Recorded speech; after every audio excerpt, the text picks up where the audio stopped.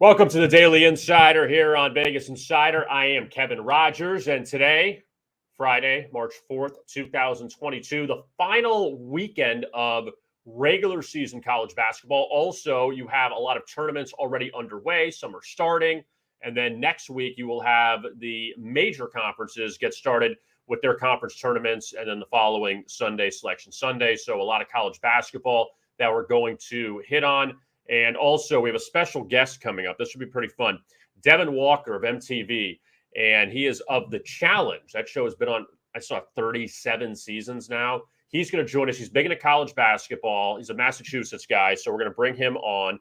But before we get to Devin, we get to our friend Tom Freezepops, Tom Carroll. And Tom, he is of Rhode Island, so he is of a neighboring state of Massachusetts. Indeed. And all you guys are alike, aren't you? Yeah, I have Mass blood in me because my parents are from Worcester. That's about as Mass as you can get, Worcester, Mass. No, you have to say it the right. Worcester, Mass. Worcester. Welcome to Worcester. $1.25, please. So, yeah, we're all the same. Us New Englanders, we're all cut from the same cloth, so I'm excited. I mean, is there an area in New England where one of the states is like an outsider state where you say Connecticut? One of us. Who is that? It's Connecticut. We hate Connecticut. Connecticut is the stepchild of New England. If we can do without Connecticut, too hoity-toity. Is that why? Well, it's that. Like half of Connecticut, very hoity-toity, and also that half kind of thinks it's a part of New York. They're a part of the tri-state area. So you got Knicks fans, you got Giants fans, Rangers fans. Not about that. Yankee fans are the worst. When I was living in Hartford, there was a Yankee affiliate on the ESPN radio station there. They didn't have Red Sox games. I had to listen to John Sterling and Susan Waldman call Yankee games when I'd be driving around in the afternoon. It sucked. So our guest today, who's coming on it momentarily, we have Thom Cunningham coming up in a bit. He's going to give us an Oscars update, and he's watched just about all the movies. So we got to get his thoughts on some of the movies that he's watched. Devin Walker is going to join us in a moment from MTV, and he is big into college. What was the inspiration to bring him on today? Huge college basketball better in general. Loves to bet, been in the game for a long time, massive college hoops fan. So I figured let's kick off March with a guy that loves it as much as we do. And I watched The Challenge. I'm a huge fan of the show. He's hilarious on it. So I'm excited to talk to him about something that he loves. And I'll probably mix in some challenge questions too, because I am a fan. So now I have watched like years ago, The Real World, and not like the beginning, like probably when it was like, I don't remember what one of the first year was, but late 2000s, I saw a few seasons of that, but like, I've never really watched The Challenge because those are the Real World and other shows contestants in there, right? Yeah, that's their feeder program, like Real World. There's a few other shows they pull from now. Big Brother, Are You the One? A few of the reality shows, they decide, okay, who are the people that would be good to mix in with this show? And then they kind of graduate into The Challenge. So you don't even have to – I don't watch the other shows. I only watch The Challenge. Well, go ahead, Tom. Sorry. I was just going to say, and it's fantastic entertainment because you get all these guys that are like, some are really good athletes, some are kind of mediocre athletes, but there's a mix of you have to be a good athlete, but also be able to play the social game. And it's a really, really fun situation. They put them all in one house, usually a sick house in a cool country, and they throw a lot of alcohol in the mix, and it gets wild. I highly recommend The Challenge. If you don't watch The Challenge, it's great, mindless entertainment. Well, let's bring him on, Devin Walker. And yes, Devin, it's good to have you on. Where are you, in Miami now? I am in Miami. Okay, because I'm a stone's throw away from you in Fort Lauderdale. Oh, excellent. Love Lottie. Yeah, I'm in arguably the most Miami room in Miami. Take a peek. Love it. Yeah. That's I've also incredible. got a pretty Miami beverage here. There's sparkles in my champagne. Oh, dude, you're doing it right here on a Friday. Happy to be here, boys. Thanks for having me. So what are you doing in Miami now? It is Tori Deal's birthday. It's her Saturn's return. Speaking of The Challenge, so we got a nice little group coming out here, and I'm looking forward to it. It's going to be a really good time. We got some great college basketball, got a birthday party. We're out here in Miami. Massachusetts weather, not as cool. Got this dog on my shirt. I mean, I'm feeling good, kind of firing on all cylinders, to be fair.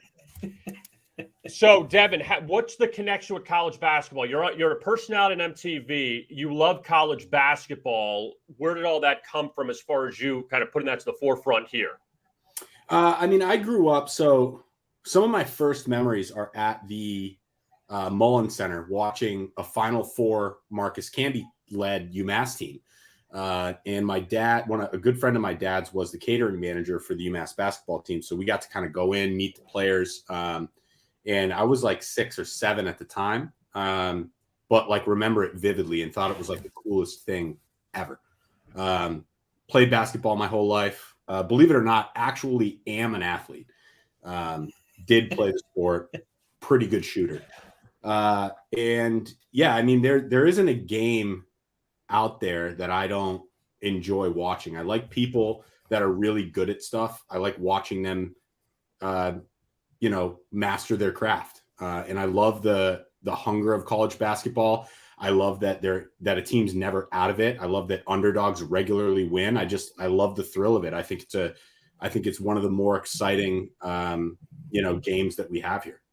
Yeah, it's all over the place. That's why I love it. Like, you really 100%. just never know what's going to happen. It's not as predictable as, let's say an NFL, game where you're going in and the spread is whatever, and Vegas almost hits it every single time. Like, it's going to be within a half point of whereas college basketball, it's all over the place. So, I mean, look at last weekend. Last weekend was insane. Yesterday was insane. Right. I mean, there's in these smaller conference games on teams, I have been seeing a lot of lines, -8, -9, Sun Belt Conference, a lot of spreads where I don't think they could be. Love betting on the underdog, am an underdog, bet on myself regularly. So, college basketball fits my narrative I've created for myself perfectly, which is on any given day, any team can beat anybody else. I love that about the sport. There aren't a lot of sports like that. And I've always just, had an affinity for the underdog. And that's, CBB is really, it doesn't get much better than that. Devin, what do you prefer betting in college basketball? You like full games, totals, first half, live? So I prefer live. I prefer to do parlays. I'm a bad gambler. Let's just be realistic, right? Okay. We're all bad gamblers. Let's be fine. honest. I'll put it out there. Okay. It doesn't typically work out for me, but it's about the thrill of the fight. Am I wrong, gentlemen? So I know I have a lot of friends that are professional gamblers, right? And I know the recipe. I know you're never supposed to tease through zero. I know parlays are for suckers. I know Vegas was built on favorites. Like, I get all that. I understand it, but it does not deter me from just throwing a 3-team heater together and hoping for the best. So what I really like to do is put parlays together, hit the first couple legs, and then live hedge. And I have had some success with that in the last couple of weeks. I've found a pretty cool little community on Twitter that has been pretty much lights out here in the last 3 or 4 weeks. So if I had to pick something, there's nothing like live hammering an underdog. I would say that's my favorite. I love it. It's all about the sweat, man. It is. It's all about the sweat. So, Devin, you mentioned UMass before. Calipari, he was there a long time ago building those UMass teams. Now he's at Kentucky. Kentucky, one of the favorites to win the title. Do you believe that? Do you think Calipari can get the Wildcats back to the Final Four? I don't think that we'll see Kentucky in the Final Four. This tournament is very exciting for me for a lot of reasons. But a part of me, it will be surprised if we see more than one seed in the Final Four. I'd honestly be surprised if we see more than one seed in the Elite Eight. I think that this year has proven to be a situation where anybody can win on any given day on a neutral court.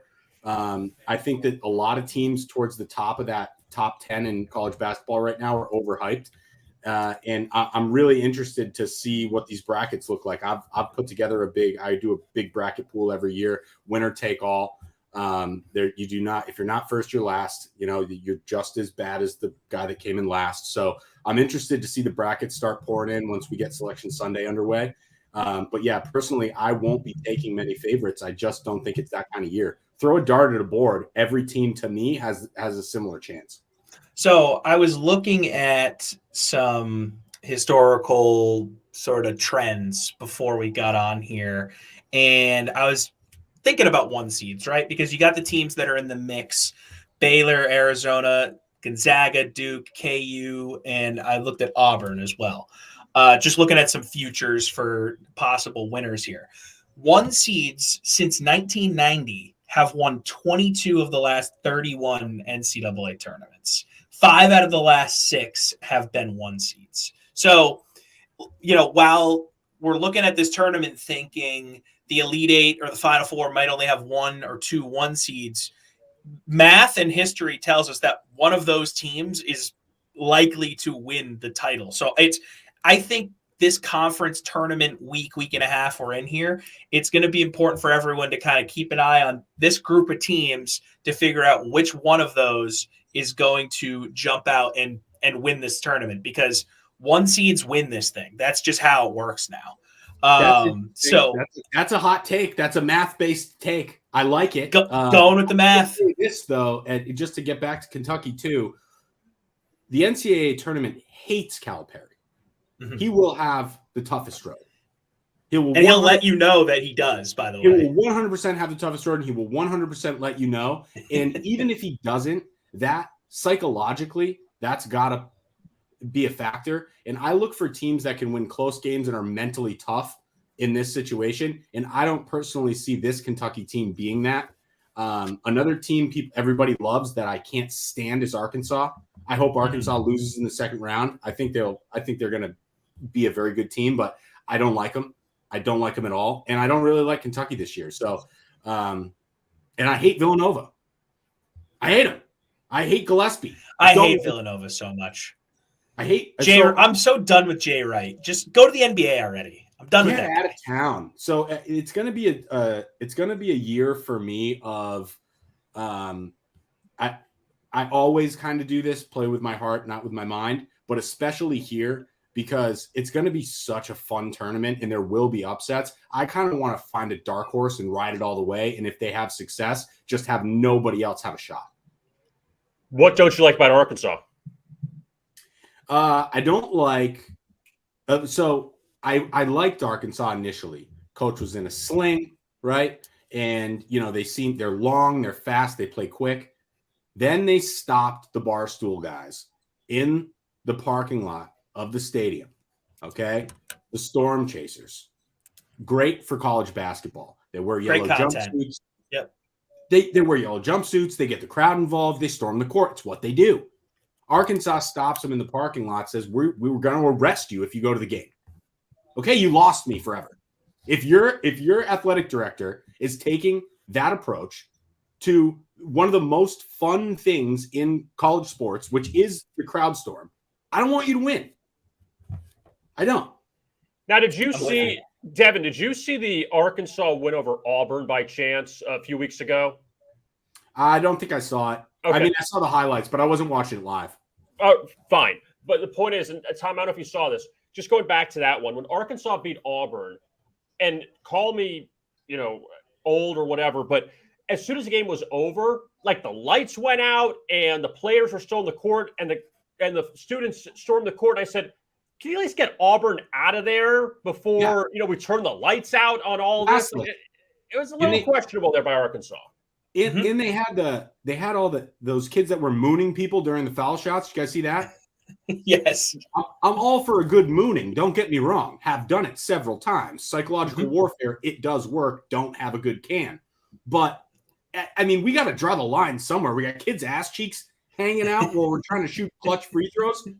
It doesn't make any sense to me. I don't want them to win. I don't want that in the game. It's got to go.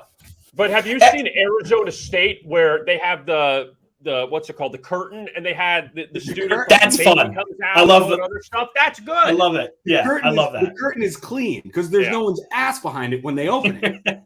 But it's students having babies. But he's like a little tiny guy, like just getting squeezed out of someone.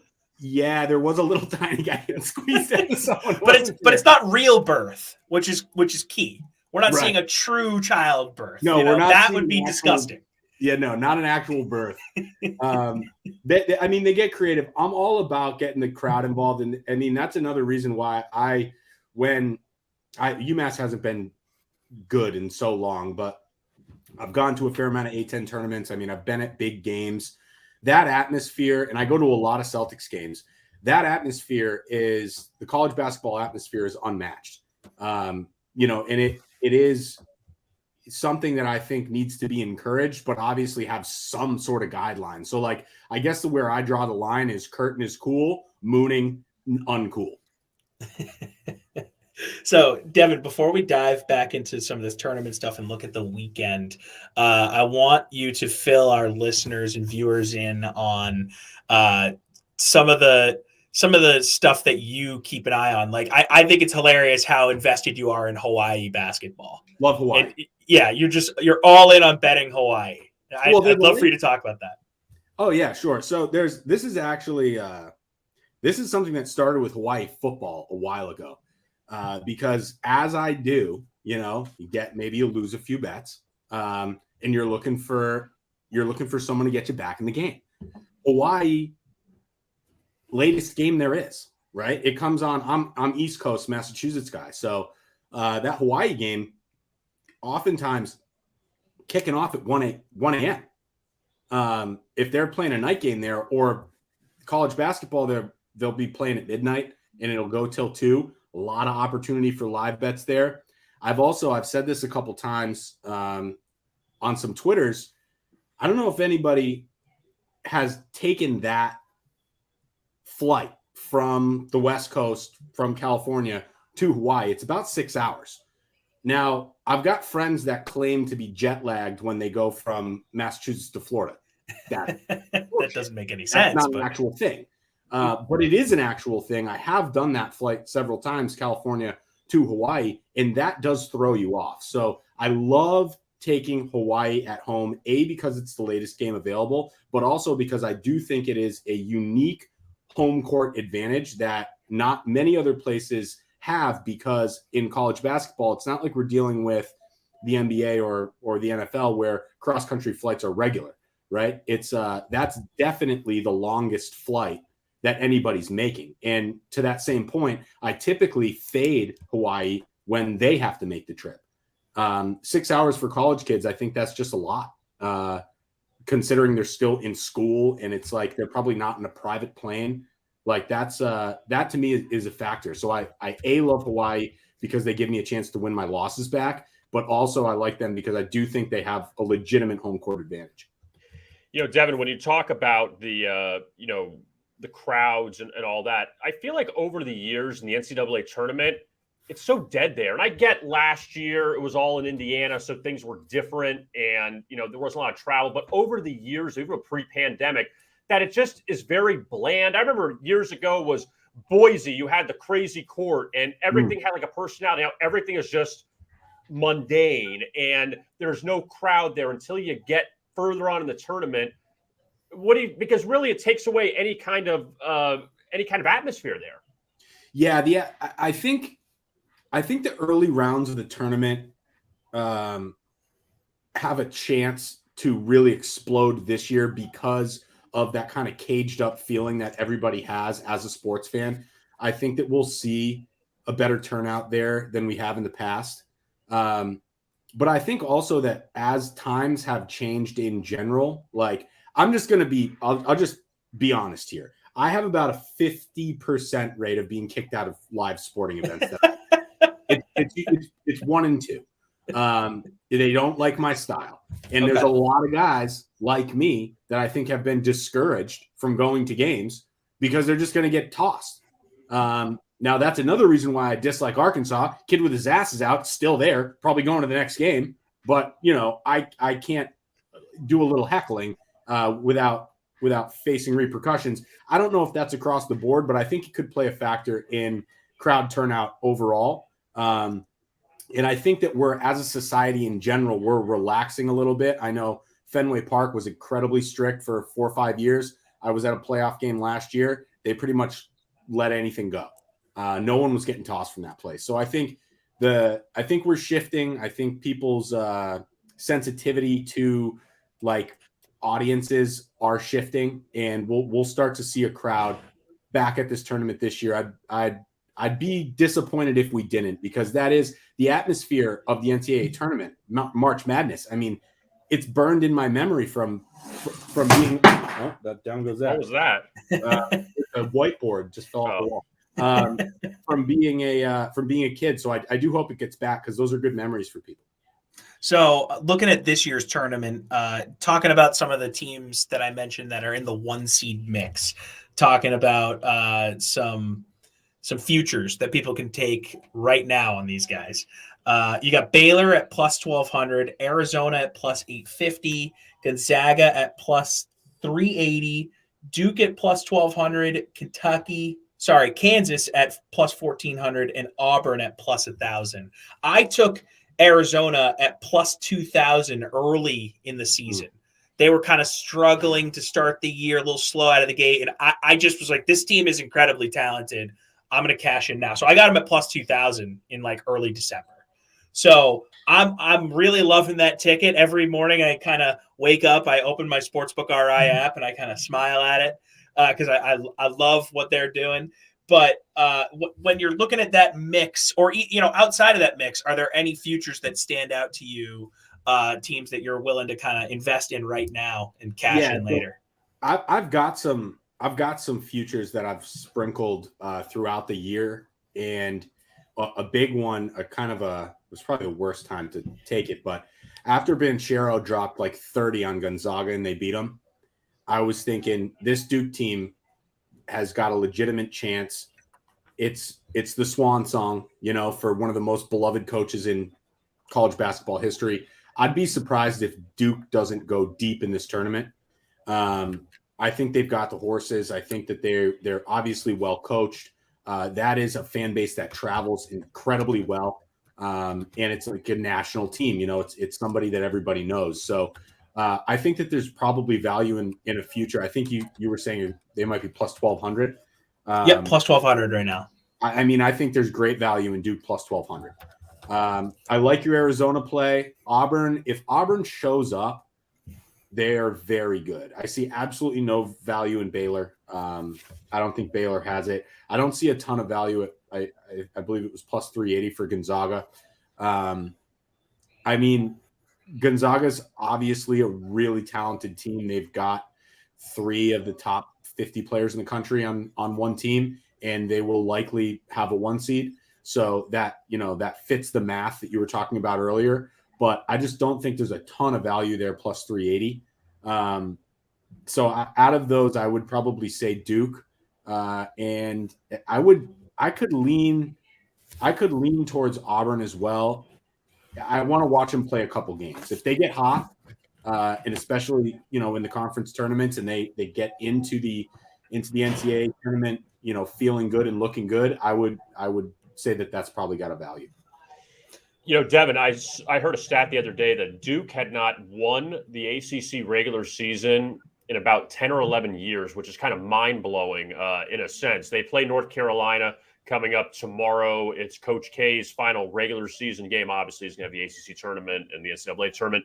Would you be rooting for Krzyzewski in his final year to try to win it all? I mean, you kind of said some nice words about him before, but are you one of those guys that you want to root for him, or you're kind of like, Coach K, get out of here, move on, and let's just be done with you? I'd love to see a Coach K swan song national championship right off into the sunset. He's done so much for the sport. Love him or hate him, he's a lot like Derek Jeter for me, in the sense that everyone always says this from Boston. There's skits about it. I don't like Jeter, but I respect him. Yeah. And that is very much the case with Coach K. I think that he really has done a ton for the game. It's hard to even put your finger on what he's brought to the game and what he's done for college basketball. So I think if there's anyone that is deserving of a win in their final year, he probably is the guy. And for me, they have a more likable team this year than they usually do. I think that I haven't seen a ton of complaining out of any of their players. There's not like they don't seem to have a entitled mentality. So I've found this Duke team easier to root for. Normally would be off Duke altogether. But other teams, i.e. Villanova and Arkansas and Kentucky, have been just so much more dislikable for me that Duke's not really even on my radar. And so short answer, I'd love to see it. I'd love to see that happen. I think it's a great storyline. I think that gets a lot of eyes too. If they go deep in the tournament. That'd be big for the sport.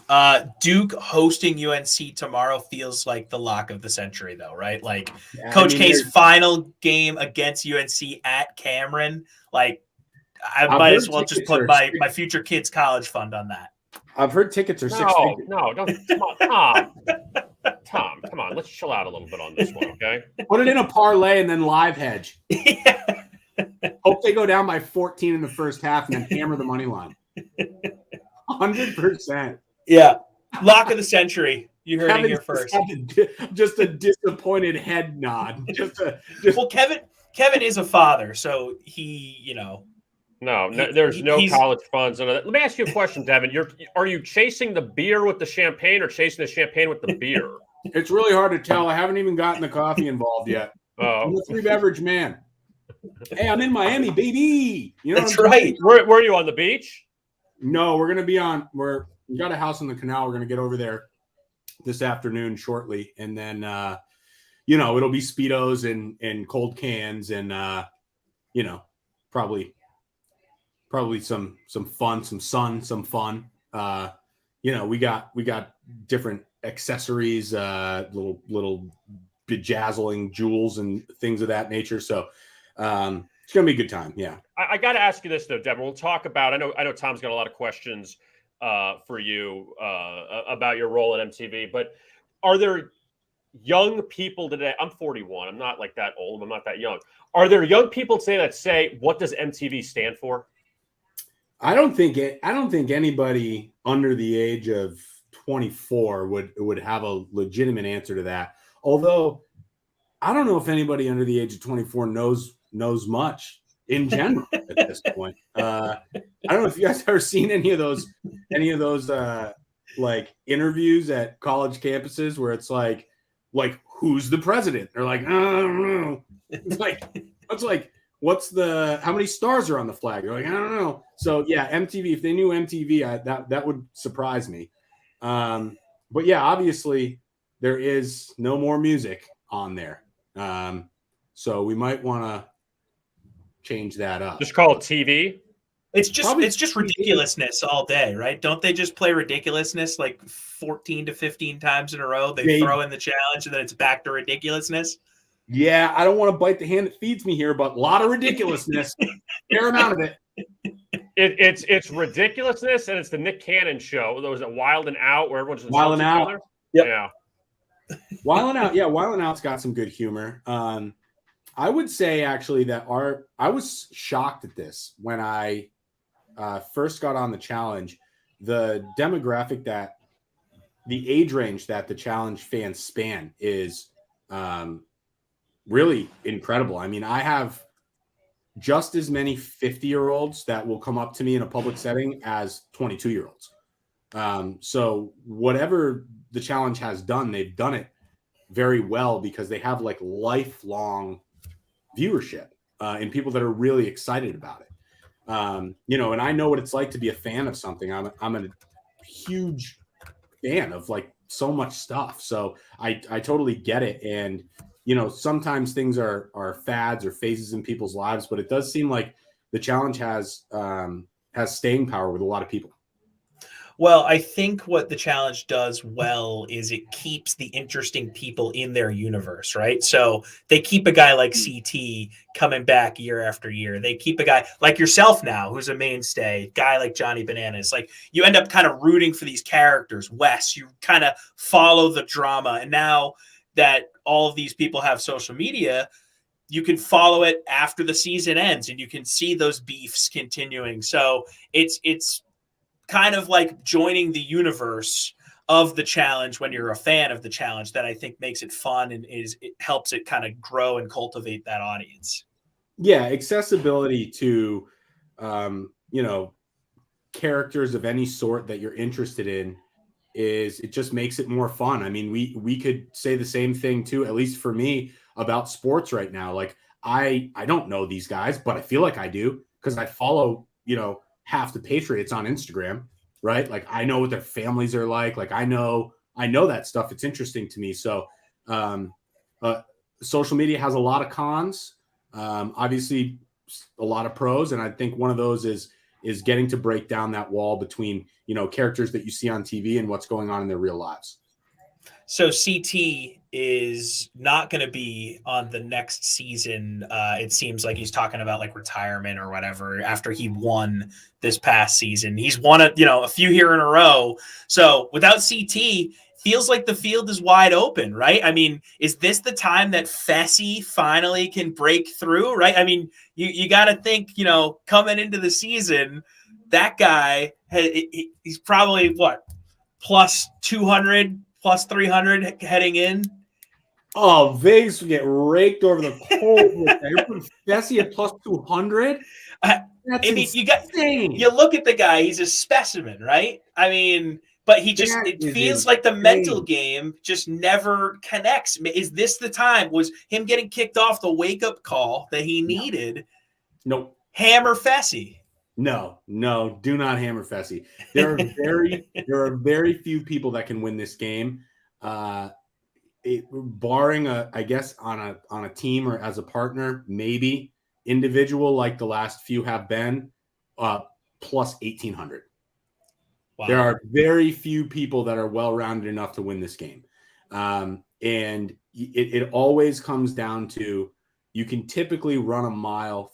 You can only run a mile faster, 4 miles, so much faster than somebody, right? And no one's ever going to time out, which is what we call it in a final, during a run. They're not going to pick you up in the car and say, well, it's taking you too long, we're going to bring you here now. They do that with puzzles. They'll let you sit there for an hour and a half, right? And so you can be a physical specimen as long as you want. If you aren't a critical thinker and you don't have the skill set on the mental side to win this game, like someone like Casey, a prime example, she has an opportunity to win again, right? Casey's the full package. Great athlete. Fessy, in my opinion, is one-sided, and very few, I'm not saying it can't happen, but very few one-sided players in this game win. You go down the line on the guys' side of people that have won the last few, all of them are very well-rounded. Now, what about Tori? Because Tori is someone who I would consider to be one of the stronger female competitors on the challenge, but it hasn't come together for her consistently. I feel like, she was really close this last time. Obviously. I'm in her office right now. So is it time for Tori to break through? I mean, it's her birthday, right? So we got to talk positively about Tori here. It is her Saturn returns. There's absolutely no doubt she's one of the best, in my opinion, to ever play the game on the female side. It's very, very difficult to win this show. There's no doubt in my mind that she's going to get one at some point. You go back to, I believe it was World of Worlds 2. She's one puzzle away from being the champion. I think she got purged in the final. This last one, they lost by 10 seconds. Went to a final on a rookie season. I mean, Tori's, again, somebody that's very well-rounded, and she works on her weaknesses. She is not somebody that's so caught up in their own head and believes their own hype so much that they're not willing to work on parts of their game that need improvement. She assesses the parts of her game that need improvement, and then she goes after them and does them. Somebody like Fessy doesn't see any flaws in his game. That makes you have a ton of flaws. So I think that now Tori on this next season, she's probably plus 250. And I don't think anybody has better odds than that. Devin, how'd you get started at MTV? A little show called Are You the One? But the true story is I was singing karaoke in San Diego, and somebody saw my rendition of Creep by Radiohead, And for whatever reason, they said, we got to get that guy on screen. Need him on. So they asked me to do season 1. I politely declined. They asked me to do season 2. Again, wasn't in my wheelhouse. And then season 3, the stars aligned. I was single. They don't cast you for that specific show after 26.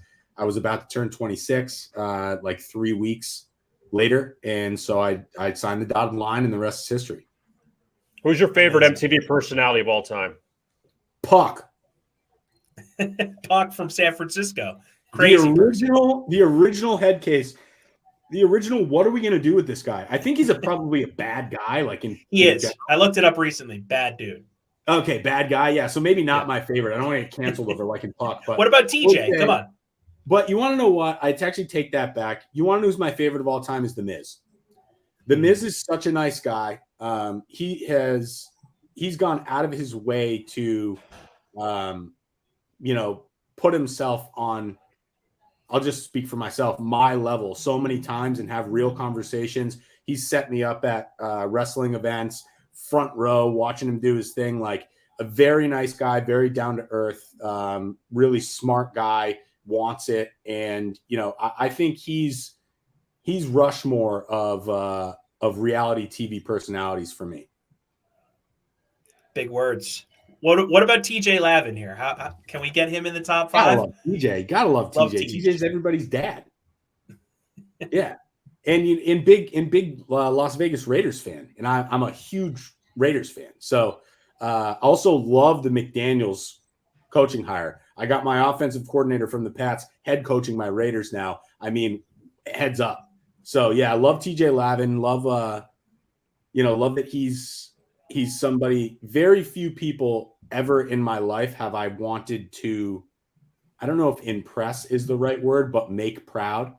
And TJ has that effect on every single person that's ever played this game. You will go, if you have an ounce of fucking credibility, you will go harder when he's watching than you will when he's not.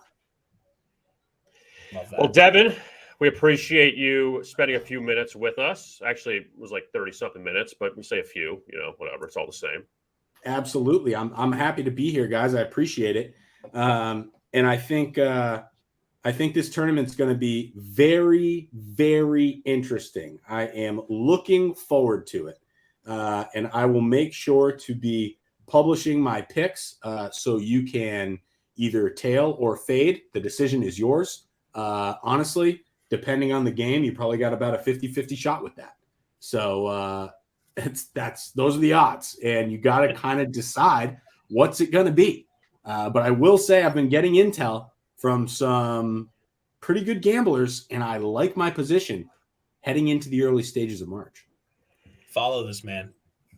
Well, Devin, thank you very much. Again, tell everyone where they could find you on MTV.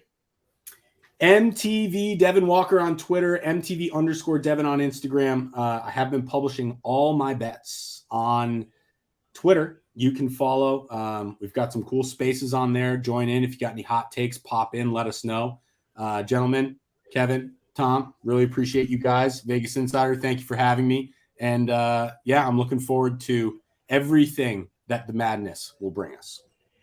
Well, Devin, thanks a lot. We appreciate it. We'll talk to you again soon. Let's go. Thanks, Devin. Enjoy Miami. Devin. All right. He's ready in the afternoon. He's in Miami. Was it apparent that I'm a fan? Massachusetts weather.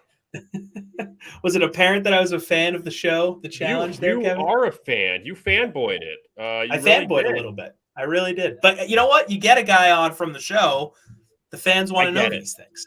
I get it. I mean, if it's, it's a show that you watch, you got all the questions. I don't mind that. And no problem with that, Tom. Absolutely no problem. Now, all right, cool. Before we get to Thom Cunningham, we got to put this on the screen.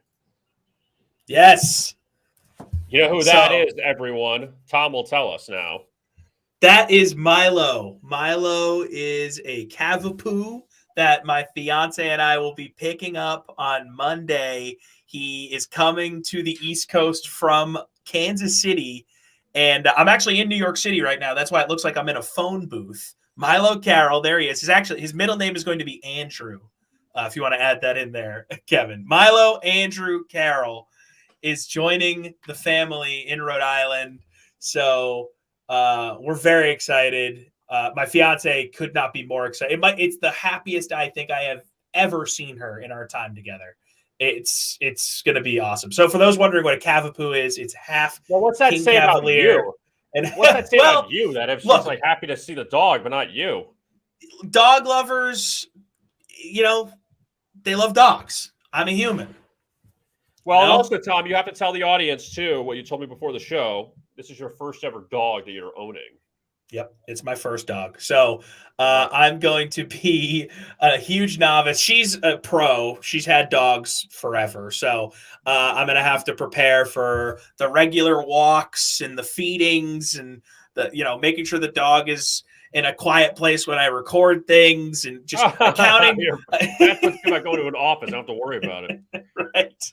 So just accounting for having an animal in the apartment at all times is going to be very, very new territory for me. But we're excited. I'm really excited. I mean, never had a dog before, so this is new for me. I feel like a little kid.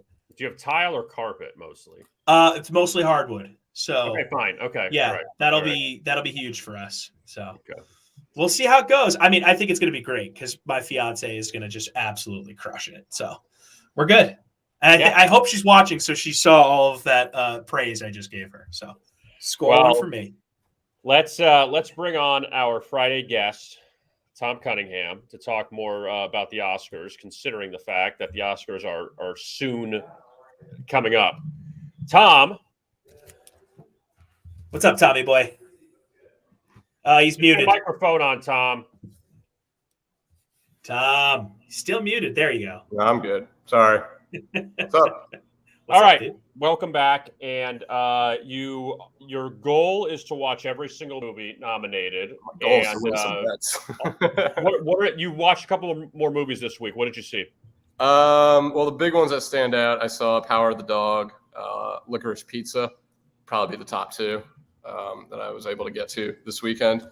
Not much has changed in terms of my opinions on a few categories. I was able to knock out Dune as well.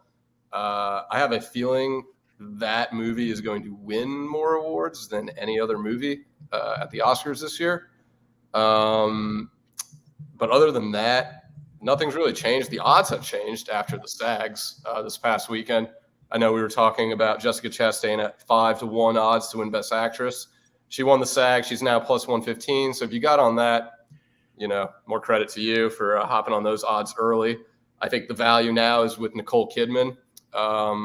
So that is a bit tricky now in terms of betting if you were not able to get the 5-1 odds on Chastain. And then Troy Kotsur for Coda. His odds went up a little bit for Best Supporting Actor after he beat out the kid from Power of the Dog. And I actually had Kotsur rated higher than the kid from Power of the Dog. So I think at plus 110, I think Kotsur's odds are right now. Yeah, plus 110. He went from 3-1. So, you're still getting plus value for both he and Chastain, but if you don't act now, it might turn into minus value soon. So odds are moving. They're moving quickly. So, Tom, forgive me if this is a dumb question, but I'm not familiar with gambling on the Oscars. I'm a novice in this space. This is why we're having you on. You're educating us week to week. Are there props available for the Oscars? Like, can I bet on this movie will win most awards at plus whatever? Because I feel like if that is the case, then looking at a movie like Dune right now, where you think it's going to win the most awards, get on that prop as early as you can.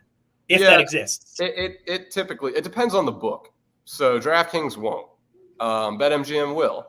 And BetMGM last year had I think it was a parlay for Soul to win best animated film and best original score. And you were able to take that. It was kind of like a mini parlay or a prop, whatever you want to call it. Because you typically can't parlay the Oscars. Like you can't just take two categories and mesh them together unless the book is specifically offering that. So it just depends, really. But I would definitely look out for stuff like that. You always want to search for value and things like that. So like with Soul last year, it was a heavy favorite. It was like 50-1 to win animated movie, and it was like 1 to 9. I'm sorry, 1 to 50 and 1 to 9 to win the two categories it was in. And so BetMGM just kind of bumped it down. They said, we'll give it to you for 1 to 3 odds to win both. And, so that's an option that you can take. You just got to be on the lookout because each book is different. I got to give you credit, though, Tom, because you did call the Jessica Chastain the possibility of her being Best Actress for The Eyes of Tammy Faye. And I have not seen that. When the preview came out for that on Twitter, way before, obviously, it hit the theater, I saw him like, that looks really interesting. It's got a good cast. She's been in a lot of good movies. Andrew Garfield has been in a lot. I mean, he was in Spider-Man. To me, he was still great in The Social Network. But the two of them together, that movie, what did she do in that movie that really convinced you that she should win this award? I mean, it was a strong performance. And she revealed something at the SAGs during her speech, which is quite evident after you watch the movie. Because when you watch the movie, you say, okay, this looks like it took a lot of time, detail, a lot of precision and care and pride went into making this movie. Jessica Chastain said it took her 10 years to make this movie. And it shows. And I think it's clear to me that, there was a lot of time and care taken in making this project. And it's phenomenal. Her emotion is very good. She plays Tammy Faye in different parts of her life. So she's able to go from college, young Tammy Faye, to, way down the line, old, I hate to say, but old Tammy Faye. So she was able to deliver in her performance the different different parts of her life, all the way from a youth to a senior. And I really think the range, her emotion, there were so many scenes where she just started crying, and it just felt natural. And so she's just a talented actress. So her technicality in terms of being an actress, just her technical skills, were on full display in that movie. So if she wins it, like I said, I've said every week I've been on here, I think she was the best, but I don't think she has the best value now. I think that ship's long gone. I think Nicole Kidman has the best value right now at plus 150. So talking about value here, I just took a quick look at where the best picture odds are sitting, and you guys can check that out on the Vegas Insider website. So I'm seeing Power of the Dog at minus 200, but all the buzz on my Twitter feed continues to be about movies like Licorice Pizza, and I see like West Side Story buzz as well. Is there value there now that Power of the Dog is such a heavy favorite compared to the other movies in the mix? It's not a heavy favorite. It was minus 200. Okay, you could say that's a heavy favorite, especially when you're talking about. But everyone else is at plus value, Yeah, exactly. Especially at minus 200 with 9 other movies. Right. That is actually somewhat heavy, I guess. But those odds have actually gone down. Power of the Dog. I watched Power of the Dog, and I thought it was way too slow. I mean, for critics, it's a masterpiece. You mean Sam Elliott, who was also a critic too? Yeah, we don't have to get into him. He's gone a little bit crazy on the deep end there, but. It was a good movie. I thought The Power of the Dog was very well made. Good acting, good cinematography, great production design, great music, great sound. The story, it was just so slow. And for best movie, I think you need a mixture of good elements, which is what Power of the Dog had, and a good, exciting, intriguing script.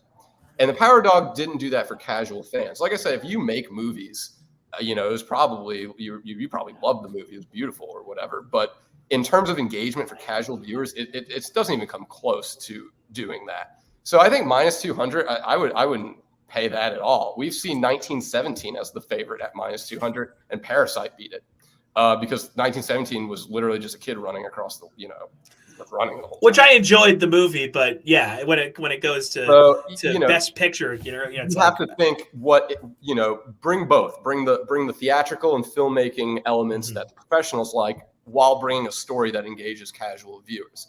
And using that formula, I would rule out Power of the Dog. I would rule out Licorice Pizza. Unfortunately, it's a bit slow, although I did like it. And I'd rule out Dune. Now I'm going to get to West Side Story. Actually, probably tonight would be my guess. I only got 4 movies left to go, we got 2 weeks till the event, so we got time. But in terms of which movie has a good job of the elements you want, along with an engaging script, there's 2 that stand out to me, and it's King Richard and Coda. And I have King Richard ranked higher, but I think Coda is the best bet for best movie right now. And a few reasons I say that. We already talked about the best supporting actor in Troy Kotsur. So he beat out the kid from Power of the Dog. That's something right there, right? So there's that. Then Coda won Best Ensemble Cast at the SAG. So the SAG is for actors and actresses specifically. They're not going to have a category Best Movie at an award show designed for performers. That just doesn't make sense. So their Best Movie category is Best Ensemble Cast. Coda won. And it's not that they just won. They beat out legit heavyweights in this category. They beat out House of Gucci. Well, who's in House of Gucci? Lady Gaga, Adam Driver, Jeremy Irons, Al freaking Pacino is in that movie. Jared Leto. These are heavyweights. Coda has Emilia Jones, Troy Kotsur, people you've never heard of. It also beat out Don't Look Up. Well, who does Don't Look Up have? Jennifer Lawrence, Leonardo DiCaprio, Meryl freaking Streep, Jonah Hill. So I really like Coda at 10-1 to win Best Movie right now. If you're looking for the best value in the entire award show currently, I don't think it's Jessica Chastain anymore. I think it's Coda to win Best Movie 10-1. It's the most engaging film. Apple TV saw it at Sundance and paid $25 million for it. They liked it so much so that they could air it. And it, like I just said, it checked all the boxes at the SAGs. So I think there's a lot of momentum for Coda right now. I would argue Coda has more momentum heading into this event right now than any other of the 50, 60 nominated movies this year in any category.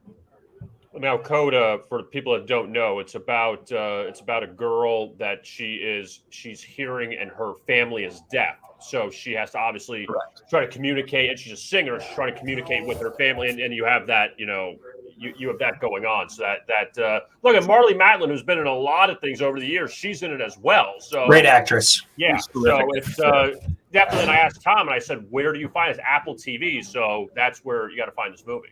Absolutely, Apple TV, and that's kind of where the disadvantage lies for Coda, because when the voting system at the Oscars for Best Movie is they ask the voters, don't just give us your best bet, list your top 10. And so accessibility becomes an issue. If you have movies that are on streaming platforms, it's more difficult for people to view who don't have that streaming platform. And I think it's fair to say Apple TV, outside of Paramount Plus, is probably the rarest streaming platform people have. So accessibility is going to be an issue for Coda, I think. But again, the value's there and the critics love it. The industry loves it. So it does have the backing support of many of the voters going in, I think. Do you have every streamer, Tom? I have all the apps. I have friends that help me out, and I give. Yeah, we all steal each other's passwords. Exactly. So I'm able to access get most of these movies. Now, things in theaters I wasn't able to get, but West Side Story just dropped on Disney Plus, so now I'm going to be able to view that. Drive My Car is now available to rent on Vudu, so I was able to get that. So a lot of it is timing, but I'm down to the nitty gritty, so I'm kind of just ready to go ahead and. You should be expensing all this stuff, man. All the apps, all the streamers, all the movie tickets, DVDs. I mean, this is great content here. Yeah. Well, expense it, man. You can be my ambassador. Thom Cunningham, we appreciate it. Tom, we will talk to you again next week, and we're getting closer to March Madness. And I know that your two main things, actually your three main things, are movies, college basketball, and the African Cup. I think it's soccer. Oh yeah, AFCON, baby. Cup of Nations. Yeah, it was interesting listening to Devin talk about college hoops and the tournament. I always look at efficiency rating going in. So if you look at the offense and defensive efficiency ratings for each of the 68 teams that are in the tournament, they usually do well in terms of the ratio. If you have a team with the fourth highest offensive efficiency rating, but the 250th defensive, don't look at them. But if you have a team that's sixth offensive efficiency rating and fifth best defensive, that's a team you want to circle. And not necessarily that these teams are going to win the tournament, but they are capable of upsets. I think Abilene Christian's probably the best example of that last year. They had the third best efficiency ratio of any of the 68 teams in the tournament. They won round one. So I think the efficiency ratio is something to look at when you know which 68 teams are in. And like I said, it's not like they're going to win it all, but Houston had the second best efficiency ratio and Baylor had the first. Well, guess what? They were in the Final Four last year. So it's just things to look at as you're planning for your March Madness brackets. Well, Tom, we appreciate it, and we got plenty more conference tournaments and stuff over the next week, and we will talk to you next week. All right, guys. Sounds good. Later. Thanks, Tom. Thank you. There's Thom Cunningham, and so many movies, man. So many movies to. Don't know how he wraps his head around it. But you're right about the one thing about the streaming services, that this is how much things have changed with it. This isn't about, all right, there's 6 movies, you have to go to the theater, make time to go to the theater. So you can watch all these movies at home now, which is a huge advantage. But it's just about finding them. Is this on HBO Max? Is this on Netflix? Is this on Apple TV? Is this on Hulu? Is this on whatever? And that's always kind of the hard part for me, is having all of it and knowing where it's at. Yep. My fiance and I, our method is we decide what we want to watch, and then we Google where is Austin Powers streaming, and then you find, okay, these are the places where it's streaming. Like, you have to use Google. I'm not going to just sit there and rifle through all these apps to find stuff. I'm going right to the search engine, tell me where it is, and then I make my move. Here's what I never understood, is that this Power of the Dog, which is the favorite at -200, why is it? And I think, well, I'm not going to quote Tom because I forgot what he said about this. The Frances McDormand movie that won last year. I forgot what it was called. But what was she? She was walking around everywhere. It was the hold on, before I can't do this.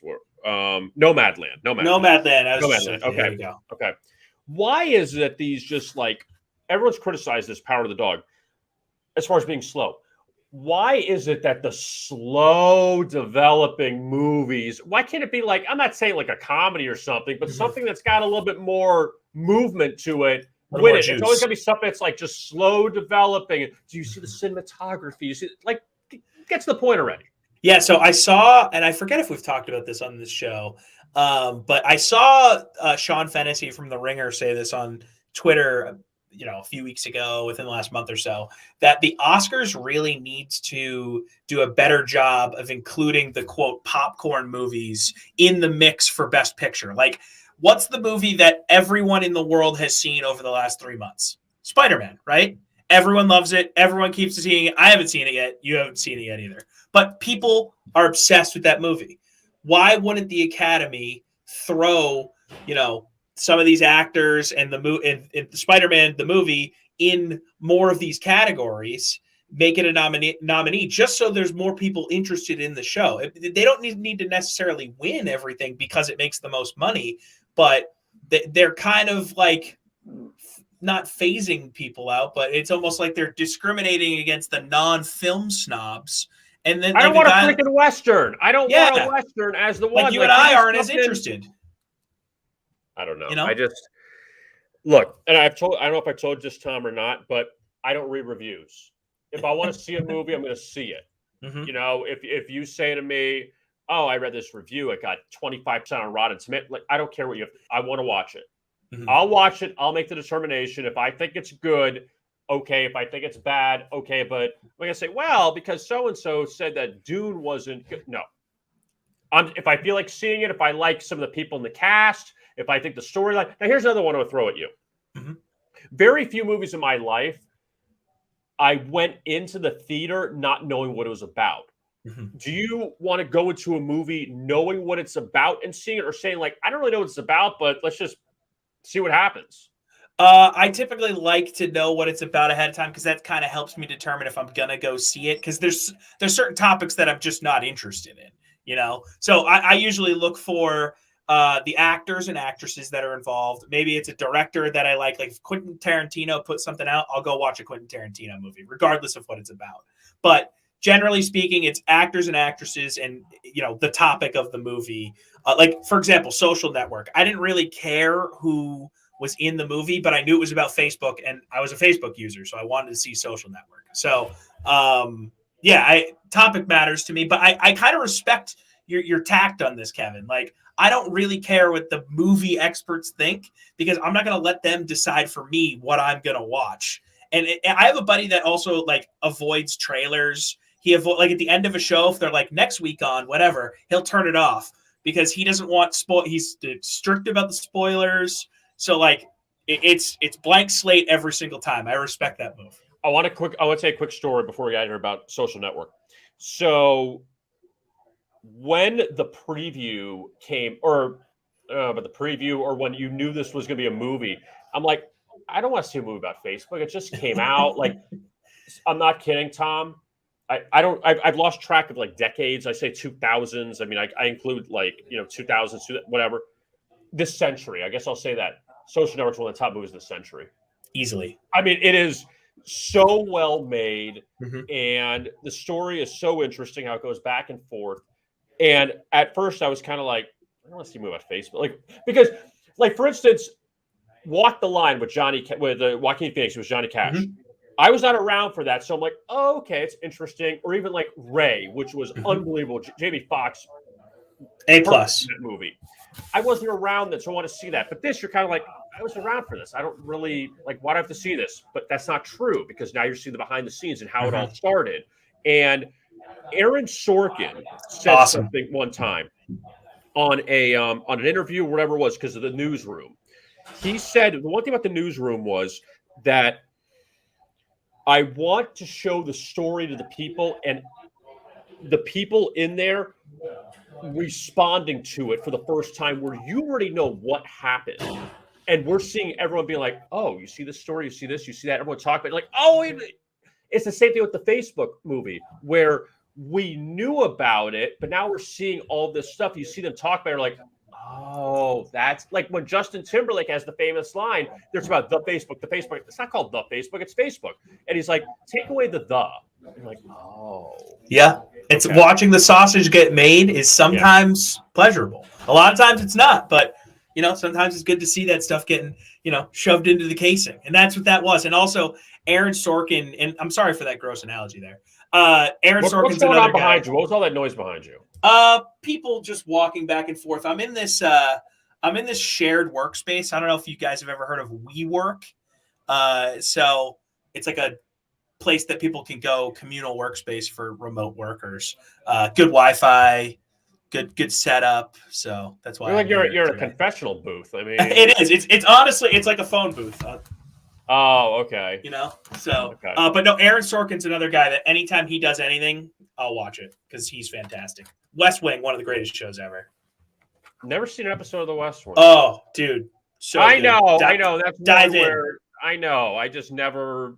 There's a lot, though. It's a commitment. It's like 7 seasons, 24 episodes. Each episode's an hour. It's a lot. I know. Well, the newsroom's great. Episodes to get it, and then I was like, oh, I'm in. Like once. Yep. But anyway. All right, Tom. So another good show today on a Friday to wrap up the week, and we'll see who we get on next week. Still to be determined.